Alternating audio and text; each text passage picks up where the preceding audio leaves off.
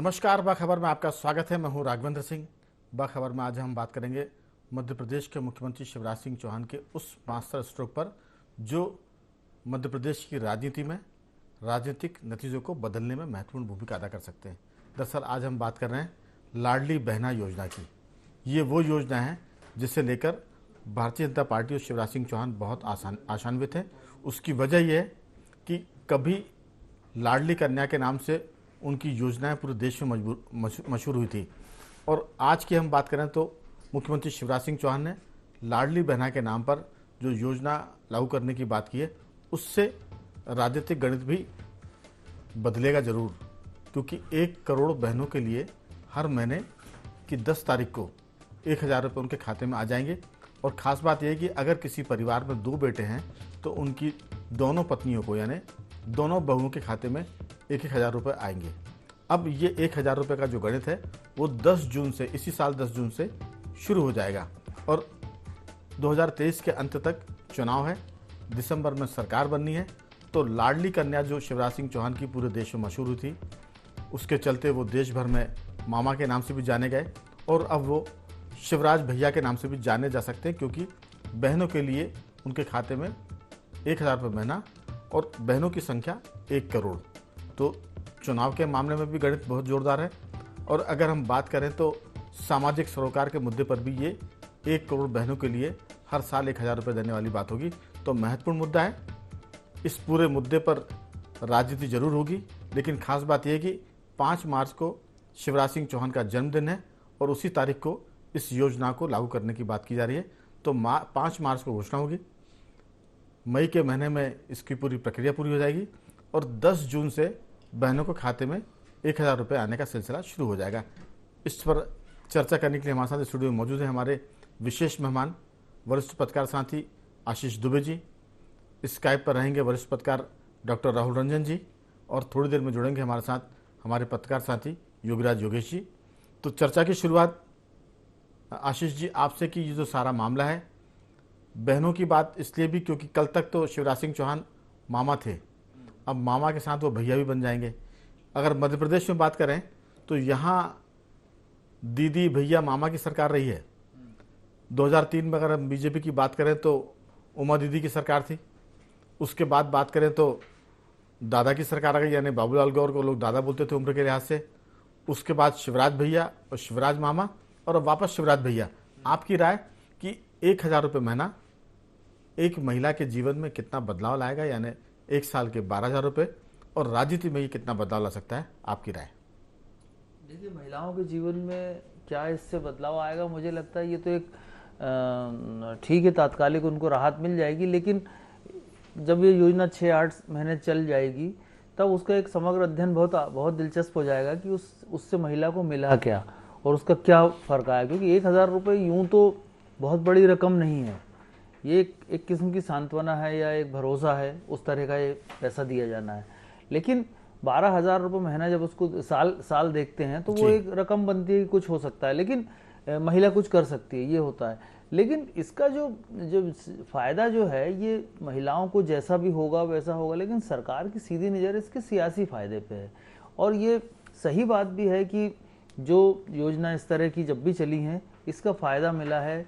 चाहे देखिए, इसके पहले जब लाडली लक्ष्मी योजना थी और 2000 जब शिवराज सिंह सरकार को पहला चुनाव झेलना था, पहली बार तो सीएम बने थे रिप्लेसमेंट में, जब उनको चुनाव लड़ना था 2008 में, तो इस योजना ने बहुत काम किया था।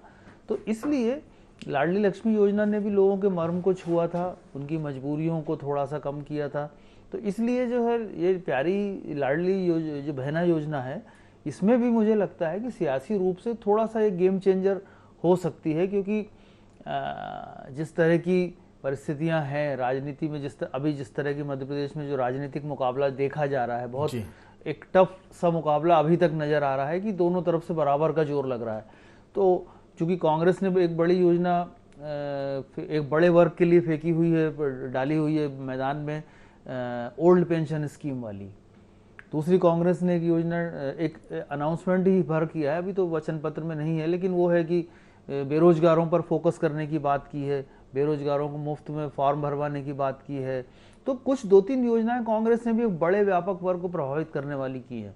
उसके बरक से यदि देखें तो ये प्यारी बहना जो लाडली बहना जो योजना है, कि कहीं ना कहीं किसी न किसी स्तर पर जो अतिरिक्त फायदा भाजपा को हो सकता होगा, जो उसको अभी जो माइनस में जो चीजें जा रही हैं वो कहीं ना कहीं उसको बैलेंस करने की कोशिश कर सकती है। लेकिन अब इसका वित्तीय अध्ययन देखा जाए तो वित्त विभाग ने खुद ने ही इस पूरी योजना को लेकर के थोड़ा सा ही फ्रंट बर्ट किया है, क्योंकि वो मैनेजमेंट जो उनका वित्तीय मैनेजमेंट है वो इससे औचक ये जो योजना आ रही है उससे थोड़ा सा प्रभावित होगा। विकास कार्य इससे हो सकता है थोड़े से इस पर ब्रेक लगे, क्योंकि 12,000 करोड़ रुपए तकरीबन सरकार को हर साल इसके लिए जुटाने होंगे। तो कुल मिलाकर कह सकते हैं कि ये वित्तीय बोझ तो बढ़ाएगा, लेकिन राजनीतिक नफे नुकसान में झोली वोटों से भी भर देगा। बिल्कुल ये जो सारा मामला है। डॉक्टर राहुल रंजन, मुख्यमंत्री शिवराज सिंह चौहान ने कहा था कि उन्होंने लाडली लक्ष्मी योजना क्यों शुरू की और फिर उन्होंने कन्यादान योजना क्यों शुरू की थी। जब वो राजनीति में आए थे, शुरुआत थी बहुत, जब राजनीति वो शैशव काल में हुआ करते थे, उन्होंने कहा था कि गरीब परिवार की बेटियों की शादियों के जब उनके हाथ पीले करने की नौबत आती थी तो गरीब परिवार को एक तरह से बोझ लगता था और कई बेटियों के लिए तो शादी करना मुश्किल होता था। उनके माँ बाप अपने घर परिवार और सब चीज़ें कई बार गिरवी रखते थे। तब उन्होंने कहा था कि मुझे लगा था कि अगर मैं कभी सरकार में आया तो ज़रूर बेटियों की शादी के मामले में मैं काम करूँगा। तो उन्होंने कन्यादान योजना शुरू की, उसका भी उनको राजनीतिक लाभ मिला और समाज में बेटियां बोझ ना बने इस पर भी लोगों ने बात की। फिर उसके बाद उन्होंने लाडली लक्ष्मी योजना, लाडली कन्या योजना शुरू की कि बेटी अगर आपके यहाँ पैदा होती है तो वो जन्म के समय एक निश्चित राशि जमा करते थे। जब वो बड़ी हो जाती थी 18 साल की तो एक मुश्त उनको पैसे मिल जाते थे।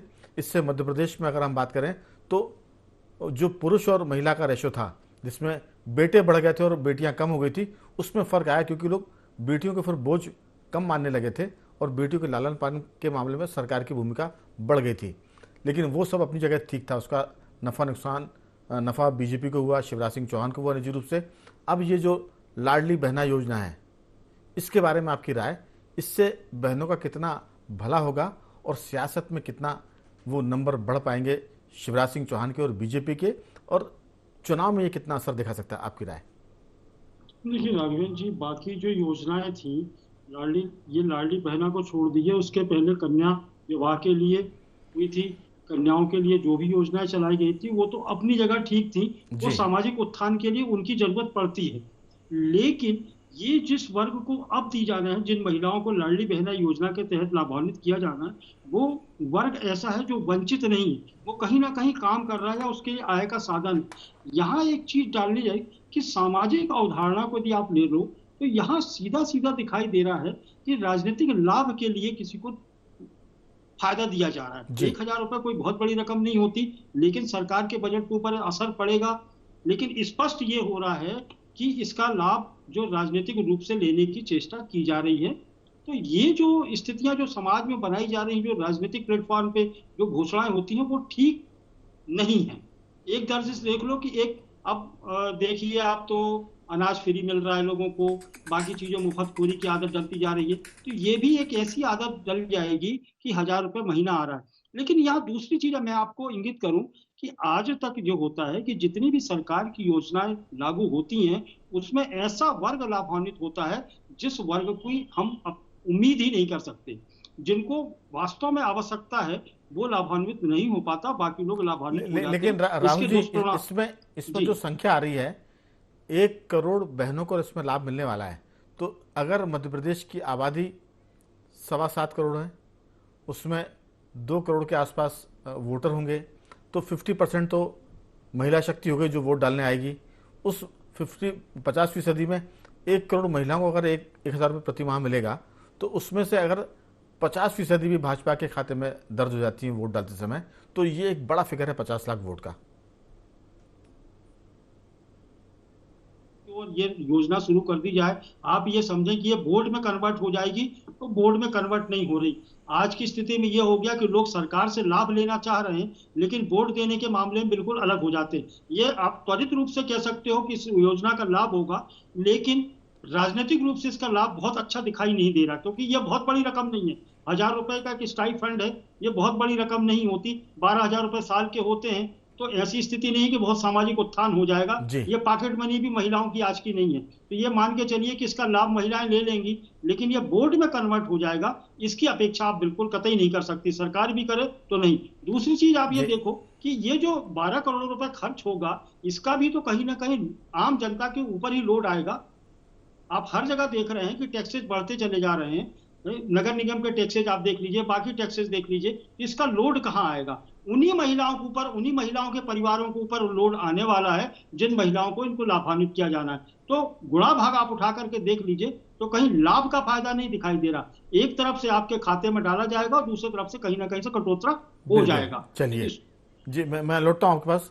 योगीराज जी, दरअसल सरकार के बहुत सारे काम तो जन कल्याण के लिए होते हैं और बहुत सारे कामों में वोट का गणित भी होता है। तो अभी हम फोकस करते हैं कि जन कल्याण, क्योंकि जन कल्याण होगा तो वोट अपने आप मिल जाएंगे। लेकिन जहाँ तक बात जो हमें पता चल रही है वो ये कि इस पूरी योजना को लागू करने के पहले, इस योजना के घोषित होने के पहले बड़े इस पर विचार विमर्श हुआ, बहुत गहन विचार विमर्श, और ये भी पता चला है कि इस पूरे मामले में भाजपा हाईकमान तक बातचीत हुई है।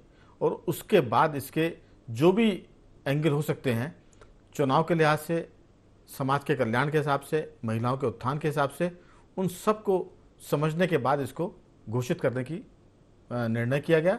और कहीं ना कहीं इसका जो सफलता का फिगर है वो अगर बेहतर होगा तो ये योजना देश भर में भी लागू हो सकती है। इस तरह के संकेत भी बीजेपी की तरफ से मिले हैं। आपकी राय? 1,000 रुपये लाडली लक्ष्मी के बाद बहनों की बात करें, लाडली बहनों को, वो क्या संकेत देते हैं सरकार के लिए भी और सियासत के लिए भी? देखिए, डेफिनेटली ये सरकार, ये भाजपा के मन में जब चुनाव आते हैं, चुनाव नहीं भी आते, तो कहीं ना कहीं टारगेट पे ये तो रहता ही रहता है कि ये कितना बड़ा आपके पास सेगमेंट है जिसको आप प्रभावित कर सकते हैं। और जब ये योजना लॉन्च करने जा रही है सरकार, तो सरकार ने इसका बहुत डीपली स्टडी भी की। एक आंकड़ा तो आप दे ही रहे थे कि करीब 2.5 करोड़ के आसपास महिला मतदाता हैं, 2.60 के आसपास जी, उसमें 1 करोड़ को ये लाभ मिलेगा। ये लाभ मिलेगा। और कई बार ये भी आता है, जैसे अभी राहुल रंजन जी ने एक सवाल उठाया था कि टारगेट वर्ग को ये लाभ कई बार नहीं मिल पाता, लेकिन इसमें बहुत बड़ा तबका ऐसा करीब 75 लाख के आसपास का जो मापदंड उन्होंने बनाया ना, उसमें आ रहा है वो। तो ये सरकार के लिए बहुत बड़ा फायदे की स्कीम साबित होने वाली, ऐसा मुझे लगता है, क्योंकि सरकार ने पूरी स्टडी के बाद इसको लॉन्च किया है। और सबसे बड़ी बात ये है कि आप ये देखो कि महिलाओं के नाम पर पूरे परिवार में यदि किसी को लाभ मिल रहा तो कभी कोई चू चपड़ नहीं करता। तो एक बहुत बड़ा मैसेज ये भी जाता है। दूसरा ये है कि भाजपा सरकार के शुरू से ही ये एक उनका मैसेज भी रहा है कि हम वुमेन सेंट्रिक, हमारी प्रोजेक्ट्स हैं बहुत सारे, महिलाओं के प्रति जो एक सम्मान का भाव जो बार बार बीजेपी बताती है, वो भी इससे उनकी इसकी पूर्ति हो रही है। 2-3 स्कीम्स का आपने बताया, लाडली लक्ष्मी रही, कन्यादान योजना रही, इवन मुख्यमंत्री तो अपने कोई भी सरकारी प्रोग्राम की शुरुआत कन्या पूजन से ही करते हैं। तो भाजपा एक जो बहुत बड़ा जो मैसेज जो अभी तक देती आई है, उसमें एक ये भी है कि महिलाओं के प्रति हमारा सम्मान बरकरार है और महिलाओं के लिए हम कुछ भी करेंगे और कुछ भी हद तक हम जाएंगे। तो ये कहीं ना कहीं मुझे लगता है कि गेम चेंजर साबित होगा, क्योंकि इन्होंने बहुत बड़े टारगेट को हिट किया है इसमें। 75 लाख कोई छोटा मोटा आंकड़ा नहीं होता। 1 करोड़ का ये फिगर है। 75 तो उसमें आ ही रहे हैं जी, 75 लाख। लेकिन इसमें सबसे खास बात है कि पिछला जो 2018 का चुनाव था वो बहुत टफ फाइट थी, बहुत कांटे का मुकाबला था, और दोनों पार्टियों को, बीजेपी कांग्रेस दोनों को बहुमत नहीं मिला था। तो फिर ऐसे मौके में जब मुकाबला बहुत तगड़ा हो जाता है और वैसे में एक विधायक जो किसी का कम ज़्यादा होता है, तो वो सरकार बनाने में और सरकार गिराने में महत्वपूर्ण भूमिका अदा कर सकता है। तो कुछ वोट इस बार ऐसा भी लगता है कि कई ऐसे सीट्स होंगी जहां हार जीत का मार्जिन हो सकता है कि 100, 200 या 500 के आसपास भी रहे, क्योंकि जो एंटी इनकम्बेंसी उसका भी फर्क पड़ेगा। तो ये बहुत सारी बातें, मैं लौटूंगा आपके पास। आशीष जी, दरअसल इसको ऐसे भी हम समझ सकते हैं कि अगर किसी महिला के पास प्रति माह 1,000 रुपये जा रहे हैं और वो महिला कमज़ोर वर्ग से आती है, तो उसके बच्चों की फीस का भी ये इंतजाम हो सकता है कि 12 महीने की फीस उसको, अगर 12,000 रुपये उसने जमा कर दिया स्कूल में, तो उसके बच्चों की पढ़ाई का मामला हो सकता है। अगर वो ये तय करे कि हो सकता है कि वो 1 कप बच्चों को दूध की व्यवस्था करना चाहती है, तो दूध का इंतजाम वो हर महीने कर सकती है, क्योंकि 1,000 रुपये कोई बहुत बड़ी रकम नहीं है। आजकल बड़े लोग तो 1,000 रुपये सिर्फ चाय कॉफ़ी पर खर्च कर देते हैं। कह सकते हैं कि एक ज़माने में लोग चाय पान सिगरेट पर जो पैसे खर्च करते थे, अब उतने पैसे 1,000 रुपये लोग एक दिन में या एक महीने में खर्च कर देते हैं, तो 1,000 रुपये बड़ी रकम नहीं है। लेकिन जो गरीब तबका है उसके लिए अगर हम देखें तो बच्चों की स्कूल की फीस हो सकती है, बच्चों के लिए उत्कृष्ट या पौष्टिक भोजन का भी वो आधार बन सकती है, दूध का, किसी और चीज़ का।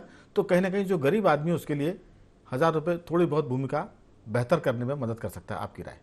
ये बात तो सही है कि पैसा आएगा तो कहीं ना कहीं खर्च होता है, तो कहीं उसको लाभ मिलता है। महिला अपने लिए कुछ खरीद सकती है, बच्चों के लिए कुछ कर सकती है, तो ये बात तो चीज़ें हैं। लेकिन अब इस प्रभाव से ये देखा जाए कि ये जो पैसा उनको दिया जाएगा, उस पैसा वो किसकी जेब से जाएगा, उस पर क्या प्रभाव पड़ेगा, ये बहुत सारी चीज़ें एक लॉन्ग टर्म जो है इसको समझने की ज़रूरत होगी कि अभी जो है समाज के लगभग सारे वर्ग ऐसे हैं जो बीच का, अगर एक मिडिल क्लास छोड़ दिया जाए थोड़ा सा, तो बाकी सारे वर्ग जो हैं किसी न किसी तरह इसी तरह की योजना पर से उनके लिए योजना चलाई जा रही हैं। तो अभी थोड़े दिन पहले ये जो मुफ्त की जो बात थी, फ्री बीज की, जो उसको लेकर के कोर्ट में भी मामले हुए थे, बात हुई थी, लोग गए थे उसमें। सरकार ने, इवन केंद्र की सरकार ने भी इस बात को लेकर के कहा था कि भाई इस पे चिंता जताई थी कि ये टैक्टिस जो है, अब इसको अपन अगर यूं ना माने कि ये सिर्फ फ्री बांटा जा रहा है, लेकिन प्रकारांतर से ये किसी एक किस्म का प्रलोभन या ऐसा कोई शब्द भी कहा जा सकता है कि इस तरह की चीज हो सकती है। अब प्रलोभन के बारे में तो हम लोग कई बार ये चर्चा भी करते हैं कि लोग जिस तरह से अपने वचन पत्रों में, संकल्प पत्रों में जो चीजें जोड़ते हैं, अगर वो कर्ज से घिरी हुई राज्य सरकार के लिए उसका इंतजाम करना मुश्किल है तो वो भी प्रलोभन है। इसमें तो फिर जितनी मुफ्त की योजनाएं हैं, चाहे वो सस्ती बिजली हो, मुफ्त का पानी हो, मुफ्त का बहुत सारी चीजें हैं, तो वो सब चीजें तो बोझ ही हैं और एक तरह से प्रलोभन है। वो सब चीजें, वही बात है कि कुछ ऐसा होना चाहिए। देखिए सरकार, आज दूसरी बात है कि जो लाडली बहना जो योजना लाई गई मध्य प्रदेश, इसी संदर्भ में बात करें तो तब आई जब चुनाव को 6-7 महीने बचे हुए। तो ये भी एक बात कई बार साफ तौर पर ये इंगित हो जाता है कि इसका टारगेट क्या है जी। तो ये चीजें सरकार को सोचना चाहिए। किसी सरकार को तो आगे आके एक नजीर पैदा करना चाहिए कि व्यवहारिक दृष्टिकोण के साथ कोई चीज आए। यदि महिलाओं को कोई समस्या है तो सरकार की तो नजर में है ना कि महिलाओं को क्या चाहिए, वो उस तरह से उनको ठीक कर सकते हैं। इसके के लिए कुछ भी करेगा, हाँ, ऐसी अब उसी तरह का है वो सरकार पाने के लिए कुछ भी करेंगे। इसलिए मुझे याद है, आपको भी याद होगा और योगीराज जी को, राहुल जी को भी, कि जब 2018 के चुनाव में कांग्रेस ने कहा था कि 2 लाख तक का कर्जा माफ करेंगे किसानों का, तब हम लोगों की बीजेपी कांग्रेस दोनों से बात हुई थी। तब सवाल हुआ था शिवराज सिंह चौहान से भी, क्या 2 लाख का कर्जा आप माफ नहीं कर सकते, आप तो सरकार में घोषणा कर सकते हैं। तो उन्होंने कहा कि ये व्यावहारिक रूप से संभव नहीं है। अगर कोई पार्टी ऐसी बात कर रही है तो ये मतदाताओं को धोखा दे रही है और ऐसा हम तो नहीं कर सकते, क्योंकि हमको सरकार की सच्चाई पता, उसके खाते में इतना पैसा नहीं कि वो 2 लाख का कर्जा किसानों का माफ कर पाए। और इसके चलते उनकी सरकार चली गई। लेकिन तब बीजेपी ने ये नहीं किया। लेकिन अब उनको लगा होगा कि जब घोषणाओं से सरकारें आती है तो क्यों ना हम 1,000 रुपए की घोषणा न केवल करें बल्कि उनके खाते में डालने की हैसियत है, क्योंकि सरकार में है। बिल्कुल जी। उन्होंने सरकार ने उस वक्त मुफ्त बिजली की भी योजना चलाई थी इसी सरकार ने पिछले कार्यकाल में। तो कहीं ना कहीं किसी न किसी तरह से सरकार या सरकारें या दल या पार्टी कहीं ना कहीं इस तरह के ये जो कर्मकांड है, टोटके हैं, वो करती ही रहती हैं।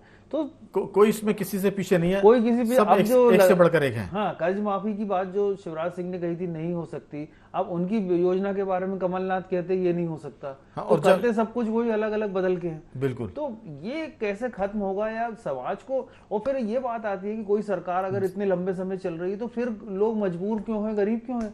बिल्कुल। तो ये सब चीजें हैं। राहुल जी, दरअसल ये जो सारा मामला है ये महिलाओं का, हमने कहा कि उस समय उनको मदद कर सकता है जब कोई गरीब तबके की महिला अपने बच्चों की फीस के लिए 12,000 रुपये एक साल के काफ़ी होते हैं। अगर वो किसी मध्यम वर्गीय स्कूल में पढ़ाती है तो 12,000 रुपये वो फीस के लिए कर सकती है। किसी एक मद में उनकी मदद कर सकती है, चाहे बच्चों की लिखाई पढ़ाई की बात हो या किसी बीमारी के लिए इलाज की बात हो। इलाज, अब बीमारी पर तो सरकार की बहुत सारी योजना है, लेकिन खान पान को लेकर, बच्चों की फीस को लेकर, इस पर माओ का फोकस जरा ज़्यादा होता है। आपकी राय? नहीं राघवेंद्र जी, आप कह रहे हैं कि दूध पे और फीस पे नकदी जब भी आती है महिलाओं के पास में, और इस तरह की नकदी यदि आती है तो इसका सामाजिक बहुत बड़ा, आप समझिए कि उसका उपयोग होने 1,000 रुपए का नहीं होता। आप जिस तरीके से आप समझ रहे हैं कि ये महिलाओं के ऊपर एक तरह का दबाव परिवार का भी होगा, और निचला तबका पैसे कहाँ खर्च करता है और महिलाओं से पैसे छीन करके किस मद में खर्च करता है, इसका सबको पता है। तो महिलाओं की स्थिति राहुल तो जी, उत्थान की नहीं बन रही। राहुल जी, ये पैसा तो उन समझदार परिवारों के लिए है, महिलाओं के लिए है जो इसका सदुपयोग करें। अब दुरुपयोग की जहां तक बात होगी तो हजारों क्या लाखों रुपए भी कम पड़ जाएंगे किसी भी, चाहे वो गरीब गरीब परिवार के हों चाहे वो बड़े परिवार के हों। ये जिनको जरूरत है उनके लिए ये डूबते को तिनके का सहारा हो सकता है, लेकिन जिनको बर्बादी करना है तो वहां उनको 10,000 रुपये महीने भी देंगे तो कम पड़ेंगे। अधिकतर राघवेंद्र जी, अधिकतर महिलाएं, अधिकतर जिन परिवारों को टारगेट किया गया है उनकी स्थितियां ऐसी नहीं है कि वो बच्चों को पढ़ा रहे हैं जी। या बच्चों को दूध पिला रहे हैं। ऐसी स्थितियां गरीब तबके की तो मध्य प्रदेश में दिखाई नहीं देती। मध्य प्रदेश के लोगों को या इस गरीब तबके के लोगों को जहां भी कहीं से सरकारी पैसा इस तरह का मिलता है उसका दुरुपयोग ही दिखाई देता है। हाँ, बच्चियों तक सीमित था कि बच्चियों की पढ़ाई के लिए आप पैसा दे रहे थे, उनकी शादी विवाह के लिए पैसा उनके अकाउंट में जा रहा था, तो उनके बालिग होने पर था। ये महिलाएं तो परिवार के साथ में जुड़ी हुई हैं, गरीब तबके की हैं, सबको समझती बूझती हैं, तो इनके साथ में छीना झपटी होना बिल्कुल लाजमी हो, तय है कि छीना झपटी होगी। तो महिलाओं का उत्थान तो मुझे नहीं दिखाई दे रहा। चलिए, इसके साथ साथ पुलिस की व्यवस्था भी की जाएगी कि ताकि छीना झपटी ना हो पाए, क्योंकि अगर सरकार मदद कर रही है तो उस पैसे का सदुपयोग करने की जिम्मेदारी तो जिसके पास पैसा जा रहा है उसकी है। अब वो छीना झपटी की नौबत आती है तो उसकी भी सरकार मुझे लगता है कि कुछ ज़्यादा नहीं कर सकती, क्योंकि हमने देखा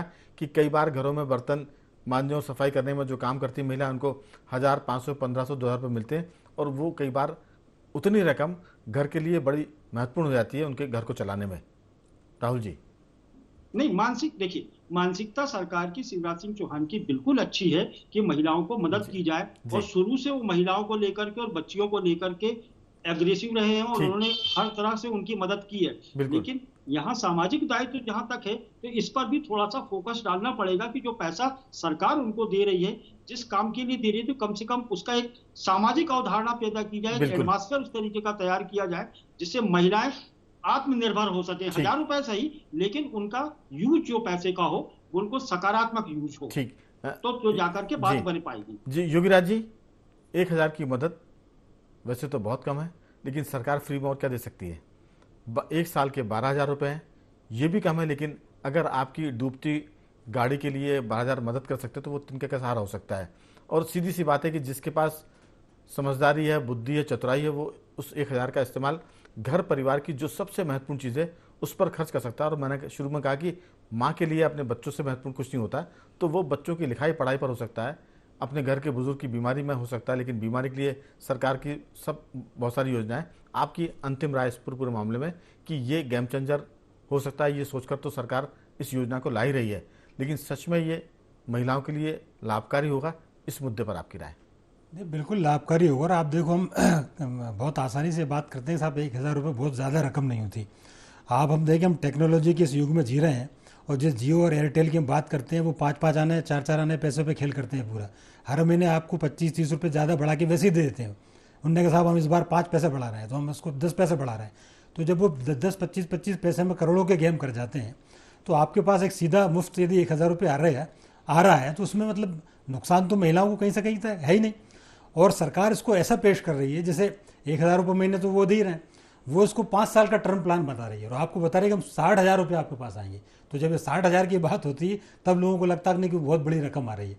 तो कुछ भी हो, कुछ ना होने से थोड़ा कुछ भी, वो भी बहुत अच्छा है। और आजकल जैसे पुरानी कहावत है कि नई मामा से काना मामा ठीक है, तो कुछ नहीं से तो फ्री में 1,000 रुपये बहुत है, लेकिन बशर्ते उसका सदुपयोग हो जाए। नहीं तो जो राहुल जी आशंका जता रहे हैं, ये स्थितियां भी कई जगह आएंगी। दुरुपयोग तो जिनको 25-25 लाख के पैकेज मिल रहे हैं वो भी शराब में उड़ा रहे हैं, उनको वो भी कम पड़ रहे हैं जी। तो उसका तो कोई हिसाब ही नहीं कि वो 1,000 हो चाहे 1 लाख हो, किसी को कम पड़ जाएंगे और किसी को कोई उसमें से भी अपना जीवनचर्या चला लेता है। लेकिन ये कि एक महत्वपूर्ण सेगमेंट को आपने मदद देने की कोशिश की है, ये बात तो सही है। जैसे कि चिंता भी यहाँ जता रहे थे कि ये मुफ्त की जो रेबड़ी वाली जो बात हो रही थी, लेकिन अब चूंकि जमाना ही कंपटीशन का, आप नहीं करोगे तो सामने वाला तैयार ही बैठा है। जैसे कि ओल्ड पेंशन स्कीम उन्होंने तो कही दिया है कमलनाथ जी ने, तो आपको कुछ ना कुछ काउंटर किसी को भी करने पड़ेंगे। जो भी सरकारें अब आ रही हैं वो मुफ्त की स्कीम के सहारे ही आ रही हैं। अभी अपन मोटे मोटे बिल ले रहे हैं, लेकिन सरकार आएगी हम 100 रुपये में 100 यूनिट देंगे, दी थी कांग्रेस ने। तो सारे के सारे लोगों के पास प्लान अब यही है। जनता के लिए किसका प्लान अच्छा है उसके प्रति फिर जनता झुक जाती। तो ये सारे ये प्लान के अंतर्गत हैं कि हम ये प्लान दे रहे हैं, ये उनका प्लान है, जिसका प्लान आपको अच्छा लगे आप ले लो। बिल्कुल। तो कुल मिलाकर सरकार तो तैयार है, लोगों की मदद करने के लिए। अब लोग उस मदद को कैसे लेते हैं, अगर कोई अंतिम टिप्पणी आप करना चाहते हो तो एक दो वाक्यों में जरूर कर दें। देखिए ये है कि सरकार अब लोगों को अगर ये मुफ्त में अगर ये सौगात मिल रही है जी। खासतौर पर महिलाओं को, तो भी महिलाओं की भी जिम्मेदारी है कि उसको अच्छे से उपयोग कर बिल्कुल, लें। बिल्कुल। जब मिल रहा है तो फिर उसको क्यों छोड़ें। कुल मिलाकर हर पार्टी वोटों के लिए काम कर रही है, चाहे सरकार का खजाना खाली हो। जैसे कि मैंने जिक्र किया, पिछली बार 2 लाख का कर्जा माफ करने की बात हुई थी, अब ओल्ड पेंशन की बात हो रही है कि बहाल करेंगे। ये कांग्रेस के अपने तुरुप के मुख्यमंत्री शिवराज सिंह चौहान सरकार में है, उनका तुरुप का ये है कि वो 1 करोड़ महिलाओं को मदद करेंगे। उसके बाद महिलाओं की जिम्मेदारी होगी कि वो 1000 का ठीक से इस्तेमाल करें, और सरकार को उनसे कितनी मदद मिलेगी ये चुनाव के नतीजे बताएंगे। कुल मिलाकर ये मास्टर स्ट्रोक है और गेम चेंजर भी साबित हो सकता है। बाखबर में तीनों मेहमानों का धन्यवाद करूंगा। राहुल जी आपका भी साधुवाद, योगीराज जी आपका भी, और आशीष जी आपका बहुत बहुत धन्यवाद। तो कुल मिलाकर शिवराज सिंह चौहान का मास्टर स्ट्रोक 5 मार्च को उनके जन्मदिन से शुरू हो जाएगा और 10 जून से महिलाओं के खाते में पैसे आना शुरू हो जाएंगे। बाखबर में आज सिर्फ इतना ही। कल किसी और मुद्दे पर बात करेंगे, तब तक बने रहिए हमारे साथ और देखते रहिए IND 24।